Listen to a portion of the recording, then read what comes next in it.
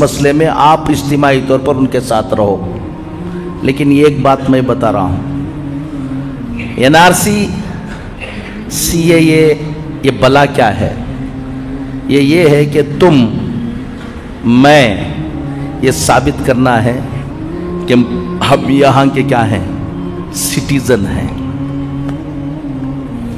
ये एक बात जुमा के खुतबे के मौके पर मस्जिद के मेहराब के सामने बैठकर, मेरा नाम खालिद बेग नदवी है, याद रख लेना, टाइम याद रख लेना, ये दिन याद रख लेना, मेरी बात मान लोगे आज सुकून की ज़िंदगी गुजारोगे।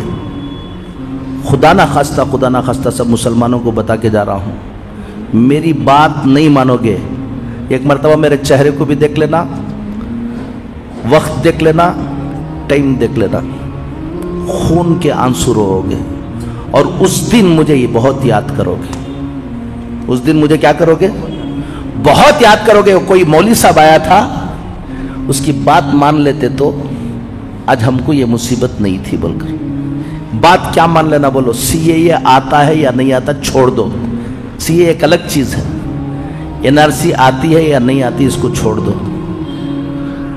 अपना कि तुम सिटीजन हो यहां के, इसका डॉक्यूमेंट्स बना के रखना।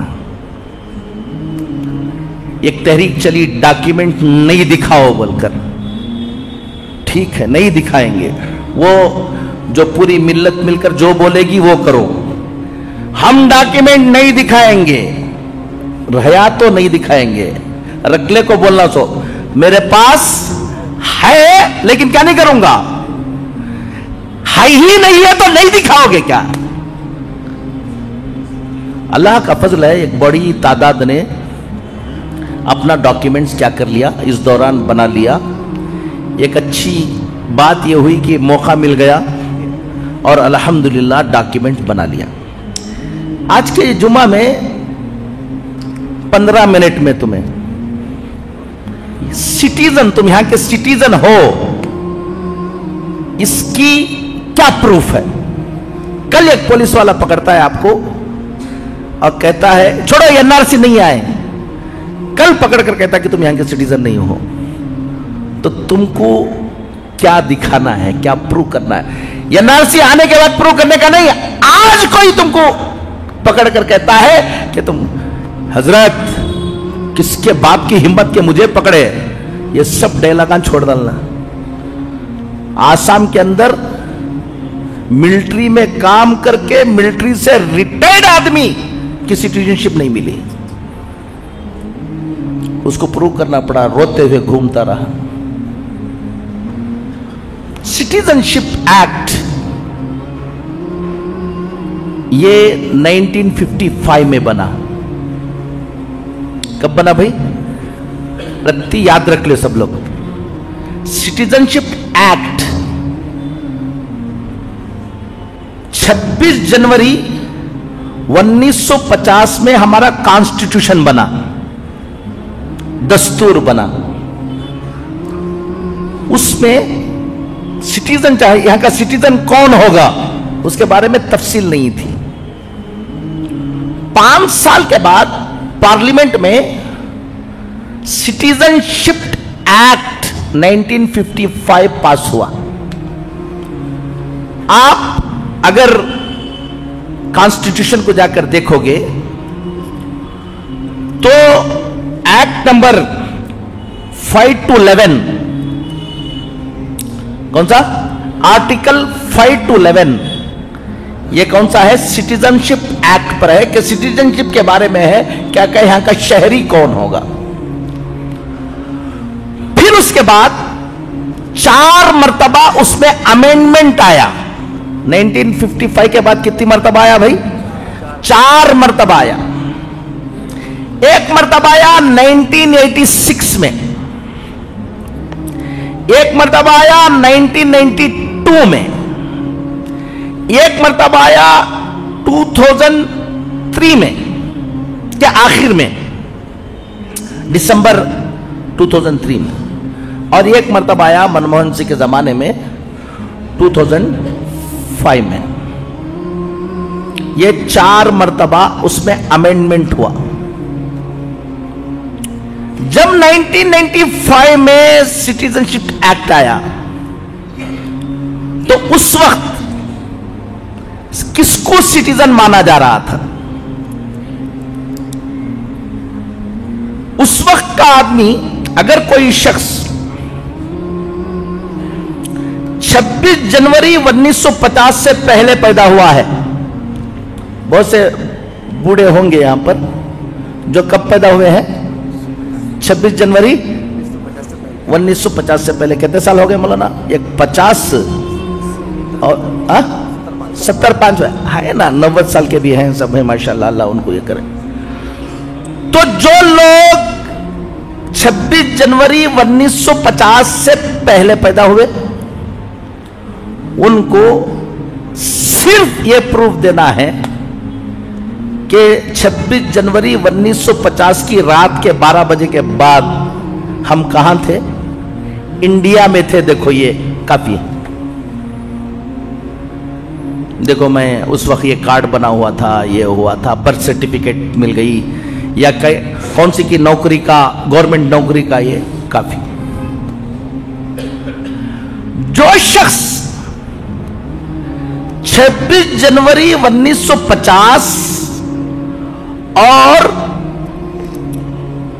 1 जुलाई 1987 के दरमियान पैदा हुआ है, 26 जनवरी 1950 और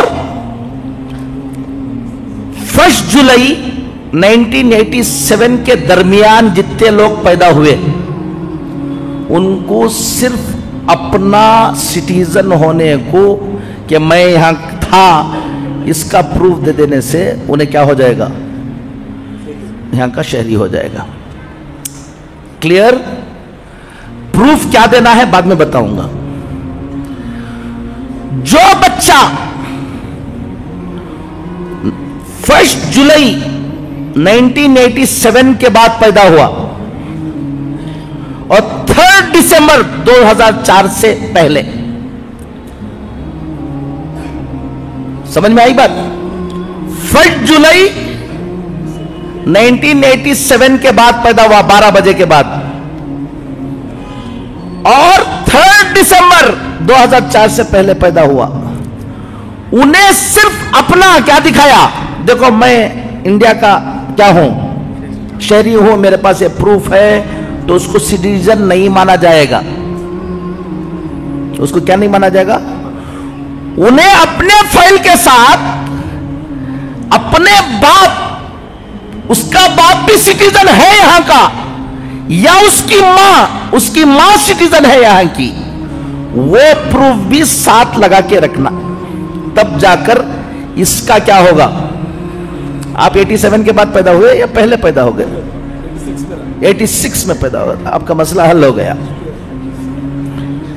जितने भी आपके बच्चे जितने भी 87 के बाद पैदा हुए हैं 2004 से पहले, 3 दिसंबर 2004 से पहले, उनको क्या रखना है? सिर्फ उन्हें अपना डॉक्यूमेंट रख लेने से क्या नहीं होने वाला, उसकी बर्थ सर्टिफिकेट रख लेने से क्या नहीं होगा, उसकी बर्थ सर्टिफिकेट, उसकी शहरियत का प्रूफ रखने के साथ या तो अपने बाप या तो अपनी मां का प्रूफ भी उसके साथ कि वो भी इंडियन सिटीजन है, लगाओ को रखोगे तो तुम्हारा सिटीजनशिप क्या होगा? ये होगा। नेक्स्ट, जो बच्चा 3 दिसंबर 2004 के बाद पैदा हुआ और अब तक, 4 के बाद कौन है? हाथ उठा कोई हो तो देखो, ये सब बच्चे ये सिर्फ अपना रख लेंगे तो क्या नहीं होने वाला है, ये सिटीजन नहीं है। इनको अपना प्रूफ भी रखना है कि मैं यहीं पैदा हुआ, बाप का भी प्रूफ रखना है और मां का भी प्रूफ रखना है, दोनों का रखना है, जब इनकी फाइल पूरी होगी। क्लियर? इसको बोलते हैं सिटीजनशिप बाय बर्थ, एक है सिटीजनशिप बाय डिसेंट। उसका कानून क्या है कि जो बच्चा 26 जनवरी 1950 के बाद पैदा हुआ, यहां का सिटीजन था, वो जाकर सऊदी में था या कहां था, अमेरिका में, किसी भी बाहर की कंट्री में उन्हें काम कर लेकर था, वहां एक बच्चा पैदा हुआ, उसको बर्थ कहां हुई, वहां हुई। अगर फादर उसका सिटीजन है तो ऑटोमेटिकली उन्हें भी क्या है, सिटीजन है। 10 दिसंबर 1992 से पहले के बच्चे, 10 दिसंबर 1992 के बाद कोई बच्चा इंडियन सिटीजन का बाहर पैदा हुआ तो वो सिटीजन मान लिया जाएगा कि फादर या मदर उसके क्या हो। 3 दिसंबर 2004 के बाद जितने बच्चे पैदा हुए उनको उसी वक्त सिटीजन माना जाएगा। वहां सऊदी में पैदा हुआ, 1 साल के अंदर उस बच्चे के बारे में जाकर इंडियन डिप्लोमेटिक मिशन के अंदर उसका वहां पर क्या कराना, आप रजिस्ट्रेशन कराना। अगर रजिस्ट्रेशन करा के रहे तो वो बच्चा यहां का सिटीजन होगा, अगर रजिस्ट्रेशन नहीं करा के रहे तो आप तो क्या रहेंगे, इंडियन रहेंगे, वो बच्चा क्या नहीं रहेगा, इंडियन नहीं रहेगा। एक है सिटीजनशिप, इसको मैं छोड़ देता हूं आगे की। एक है सिटीजनशिप बाय रजिस्ट्रेशन। ये जो यहाँ के पहले से यहाँ पैदा नहीं हुए थे, फॉरेनर थे, इंडियन ओरिजिन के थे, उन्होंने दोबारा क्या लेना चाहते हैं, यहाँ पर सिटीजनशिप लेना चाहते हैं, उनके लिए सिटीजनशिप बाय रजिस्ट्रेशन, ये जो सीए आया है ना, उन्हीं के लिए आया है। उसमें सीएए में आया है कि अगर सिटीजनशिप नेचुरलाइजेशन, एक सिटीजनशिप रजिस्ट्रेशन, इसके लिए सीएए आया है। उसके अंदर यह है कि अगर अफगानिस्तान, पाकिस्तान, बांग्लादेश, इसके कोई भी आदमी आकर यहाँ रजिस्ट्रेशन लेना चाहता है, पहले से 10 साल या 12 साल का शरायत है, वो सिख होगा, जैन होगा, बुद्धिस्ट होगा और हिंदू होगा, तो उसको हम क्या दे देंगे, सिटीजनशिप दे देंगे। मुसलमान होगा तो क्या नहीं करेंगे, नहीं देंगे। यही सीएए है। मैं आपको यह सीएए इस वक्त थोड़ा सा पेचीदा है, जल्दी खत्म करना है इसको, इसमें आता हूं। अब आपको करना क्या है, आसाम में हुआ क्या मसला, सुन लो, बोलता हूं। आसाम में डॉक्यूमेंट सबके पास था, कुछ लोगों ने घमंड किया यही, अरे सालों से हम यहां हैं, कौन हम ना, ये सब दुनिया में होता क्या बोलकर बाद में रोते हुए घूमे। लेकिन एक बड़ी तादाद के साथ क्या हुआ, जो नाम की स्पेलिंग है, एक डॉक्यूमेंट में एक स्पेलिंग थी, एक डॉक्यूमेंट में एक स्पेलिंग थी, यही स्पेलिंग वालों की तादाद 10 लाख की थी। समझ लो आप।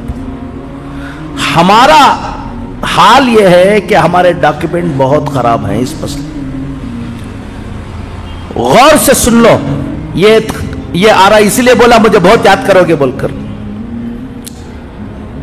तुम्हारी प्रॉपर्टी है, खरीदा है, उस प्रॉपर्टी के अंदर तुम्हारे नाम की स्पेलिंग दूसरी है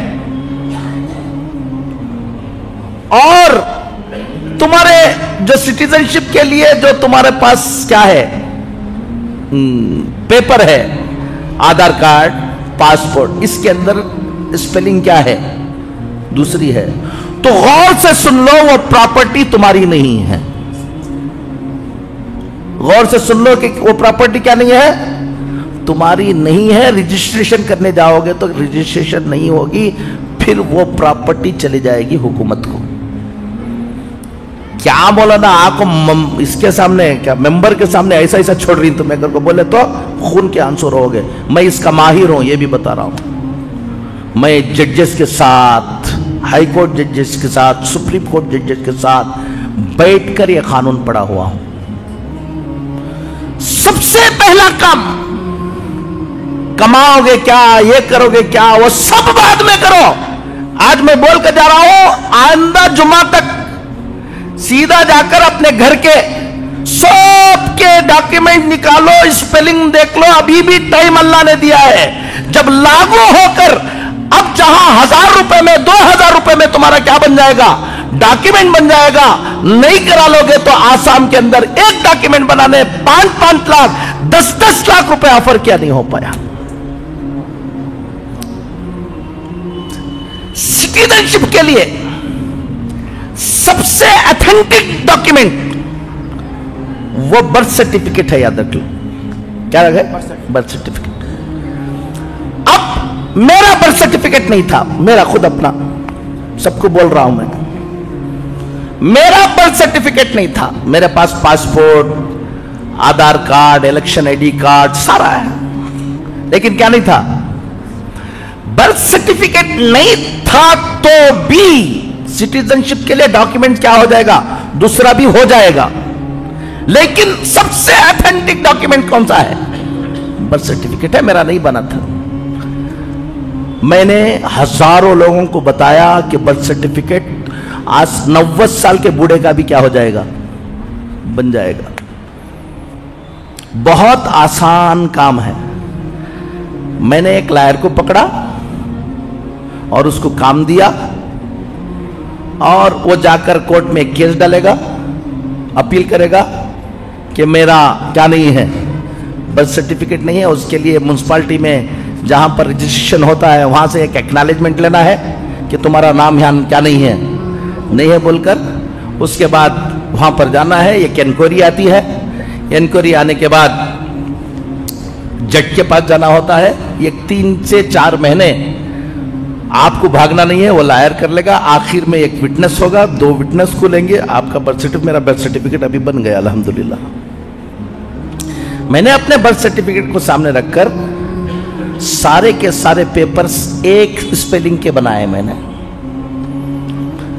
मेरा पेपर अब इनके लिए, इनके अम्मी के डॉक्यूमेंट्स में जो एक स्पेलिंग है, इनके पेपर में यही स्पेलिंग रहना। इनके अब्बा के डॉक्यूमेंट्स में जो स्पेलिंग है वही स्पेलिंग किसके रहना, इनके रहना। फिर उसके बाद प्रॉपर्टी को तुम मैच करना, तो उस प्रॉपर्टी को तुम्हारे स्पेलिंग ठीक नहीं है तो तित पोटी करा लेना, नहीं तो डॉक्यूमेंट्स में क्या प्रॉपर्टी के मुताबिक क्या बना लेना तुम्हें, ये करना। एक काम तो ये कर लेना। अब अपना मोहल्ले के जिम्मेदारों को मैं ये कहता हूं, हम लोगों ने लाखों लोगों के डॉक्यूमेंट बनाए अल्हम्दुलिल्लाह पूरे मुल्क में। जब हम लोग बना रहे थे कुछ लोगों ने ऐलान कर दिया डॉक्यूमेंट नहीं दिखाएंगे। अरे भाई नहीं दिखाओ भाई, मैं भी नहीं दिखाऊंगा, लेकिन बना को तो रख लेना है। तो डॉक्यूमेंट्स बनाओ। डॉक्यूमेंट बनाने की मस्जिदों के अंदर एक निज़ाम बनाओ। 200-300 घर रहते हैं, हर घर वालों को सबको मालूम नहीं होता, उसको समझा के बोलो। सबसे ज्यादा परेशानी कहाँ आती है? तलाक हो गई है, किसमें? मियाँ बीवी में। बच्चे हैं, बच्चे माँ के पास हैं, वो बाप को गुस्सा है, उन्हें अपने डॉक्यूमेंट्स देने के लिए क्या नहीं है, तैयार नहीं है। हमें ही बर्बाद कर देना चाहते हैं, हमारी नस्ल को गुस्सा आ गया है तो सब कुछ किसी भी तरह से बर्बाद कर देना चाहते हैं। मियाँ बीवी का बर्थ सर्टिफिकेट, ये क्या उसका नाम, मैरिज सर्टिफिकेट पक्का कबूल किया करके उठको जाको खाने खा ले हंगामा करते ना, उससे पहले क्या कर लेना, मैरिज सर्टिफिकेट बनाना, ऑथेंटिक मैरिज सर्टिफिकेट। तभी तुम्हारे बच्चे के लिए यह तय होगा कि उन्हें बाप है, उन्हें क्या है, मां है। टाइम हो गया है, फिर कभी इंशाल्लाह। सिर्फ इतनी बात समझ लो, अपने बच्चों की अकीदे की क्या करो, हिफाजत करो। नंबर 1, हालात जो जो आएंगे कोई घबराने की क्या नहीं है, मेहनत कर लो, अल्लाह ताला की मदद भी रहेगी इंशाअल्लाह। और जो दुश्मनाने दीन ये सोच रहेंगे हम ये कर देंगे हम वो कर देंगे, सब उनके हाथ में होता तो और क्या था। अल्लाह ताला की भी मदद हमारे साथ क्या रहेगी, शामिल हाल है इसलिए जी रहे हो और शामिल हाल रहेगी इंशाअल्लाह। लेकिन जो असबाब को हमें इख्तियार करना है वो असबाब को इख्तियार करो, अपने बच्चों के ईमान की हिफाजत करो, तालीम की तरफ फिक्र करो।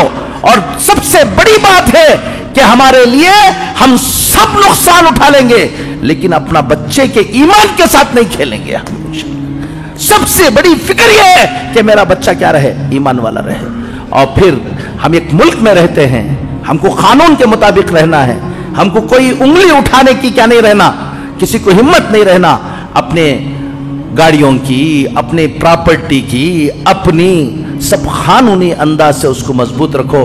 अल्लाह ताला दुश्मनों के जो इरादे हैं उसको क्या करेंगे, नाकाम करेंगे। अच्छी तरह सुन लो, इलेक्शन में वोट डालना दूसरी कौमों के लिए अपने कैंडिडेट को जिताने के लिए है। मुसलमान को इलेक्शन में वोट डालना यहां पर हमारी जिंदगी के सेव करने के लिए, याद रखना।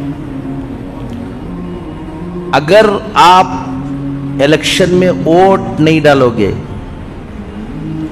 तो अगर आपने इलेक्शन में वोट डाला, खुद ये एक सबूत है कि आप इलेक्टोरल रोल में थे और यहाँ के क्या हैं, सिटीजन हैं। दूसरी कौमों को अपनी हुकूमत बनाने के लिए इलेक्शन के में क्या डालना है, और हमें वोट जो डालना है वो सिर्फ हुकूमत को सोचकर नहीं डालना है, अपनी जिंदगी के लिए डालना है कि हमको यह साबित करना है कि हम कहाँ के हैं, यहाँ के। ये जो काम हम लोग करते रहते हैं कि कौन की जीतता, हमें वोट डाल को क्या करना। कॉन्स्टिट्यूशन ऑफ इंडिया जो अभी इलेक्शन आ रहा है, ये भी एक बात सुन लो मुझे याद रखने की, अगर इस इलेक्शन के अंदर फुस्ताई ताकतें नहीं हारेंगी, उसके बाद जो मुसीबतें इस मुल्क में आने वाली हैं उसका आप तसव्वुर भी नहीं कर सकते। दूसरी कौमों के लिए अपनी हुकूमतें बनाने के लिए है, हमारे लिए ये जो आने वाला इलेक्शन है वो इलेक्शन अपने वजूद को बाकी रखने के लिए है, याद रख लेना। एक बात होगी, इलेक्शन में कौन किस पार्टी में है, क्या है, ऐसा हंगामा पूरी जिंदगी, क्या उसका नाम, ऐसा लीडरों के चक्कर में ऐसा पड़ो कि जिसकी वजह से तुम ही खत्म हो जाओ, ऐसे काम ना करो। कौन किस पार्टी में है, कहाँ है, वो सब रहो, उससे हम लोगों को कोई क्या नहीं है, ताल्लुक नहीं है। ये कश्ती पर हम सब सवार हैं, ये कश्ती बाकी रहेगी तो हम भी बाकी रहेंगे, ये कश्ती डूब जाएगी तो कोई लोग बाकी नहीं रहेंगे। इसके लिए सबसे पहला काम, इलेक्शन आने से पहले ये जरूरत नहीं है, 2-3 काम ये कर लो। पहला काम यह है कि हमारा वोटर लिस्ट में क्या हो, नाम हो। नाम वोटर लिस्ट में एनरोलमेंट का वक्त क्या हो गया, अभी हो गया, तो परेशान होने की जरूरत नहीं है। हर वक्त अपनी वोटर लिस्ट में नाम चेक कराते रहो। एक काम बता के जा रहा हूं आप लोगों को, इसमें हम लोगों ने सख्त हालात में काम किया है और उसका तजुर्बा कर लिया है। वोटर लिस्ट में नाम फट से निकाल देते हैं, ये तुम्हारे लिए बहुत डेंजर है। वोटर लिस्ट में नाम चेक करते रहो। अगर किसी का नाम वोटर लिस्ट से निकाला, फौरन एक लायर को पकड़ो, लायर को पकड़कर RTI में एक क्वेश्चन भेजो उसको फौरन।